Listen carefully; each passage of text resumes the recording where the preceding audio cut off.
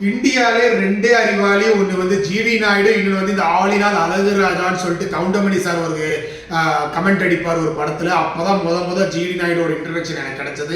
அப்பத்துலேருந்து யார் என்னென்னு தெரிஞ்சுக்கணும்னு ஒரு ஆர்வமே இருந்தாலும் பெருசாக தெரிஞ்சுக்கல. பட் ஸ்டில் அவர் தான் ரேசர் கண்டுபிடிச்சாரு, கோயம்புத்தூருக்கு மோட்டர் இண்டஸ்ட்ரி கொண்டாந்தாரு, மிகப்பெரிய பஸ் ஃபீட் வச்சிருந்தாருலாம் தெரிய வந்தது. அதையும் தாண்டி அவரை வந்து தெரிஞ்சுக்கக்கூடிய ஒரு விஷயம் வந்து இப்போ மாதவன் நடிச்சு வெளிவந்திருக்கிற ஜிடிஎன் படத்து மூலமா தெரியுது.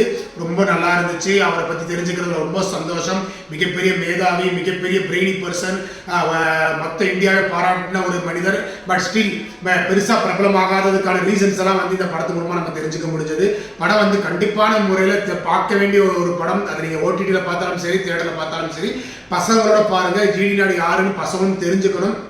இந்த படம் வந்து மாதவன், சத்யராஜ், அப்புறம் வந்து ஜெயராம் போன்ற பெரிய பெரிய ஆக்டர்ஸ் எல்லாம் சூப்பராக பண்ணியிருக்காங்க பர்ஃபார்மன்ஸு.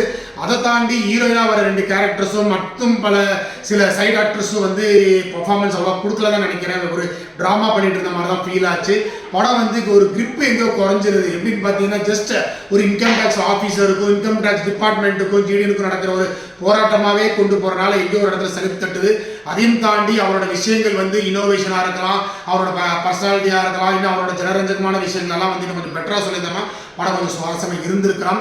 பட் ஸ்டில் இந்த படம் கண்டிப்பான முறையில் பார்த்தே ஆக வேண்டிய படம். அது ஓடிடியாக இருந்தாலும் சரி, தியேட்டராக இருந்தாலும் சரி, கண்டிப்பாக பாருங்கள். மீண்டும் சந்திப்போம். நன்றி, வணக்கம்.